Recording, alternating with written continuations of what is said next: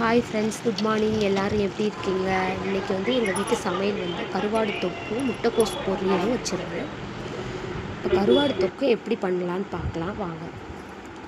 2 spoon எண்ணெய், சோம்பு, கருவேப்பிலை போட்டுட்டு கருவாடு நம்ம தனியாக எடுத்து கழுவி வச்சுருக்கோம் இல்லையா, அந்த கருவாடை எடுத்து போட்டு இந்த இதிலே நல்லா வறுத்து எடுத்துடணும். நல்லா பொன்னிறமாக வதங்கி எடுத்த பிறகு தனியாக ஒரு இதில் எடுத்து வச்சுக்கோங்க, ஒரு கிண்ணத்தில்.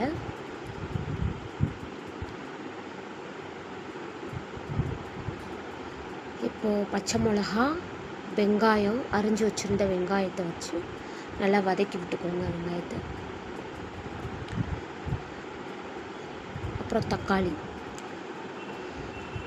தக்காளியும் போட்டு நல்லா வதக்கி விட்டுட்டு நல்லா மசிச்சு வரணும். நமக்கு காரத்துக்கு தேவையான அளவு மிளகாத்தூள் போட்டுக்கோங்க.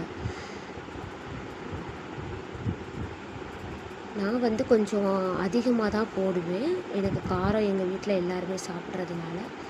இப்போ தேவையான அளவு தண்ணி ஊற்றி நல்லா கருவாடு தொக்கு சூப்பராக வந்துருச்சு.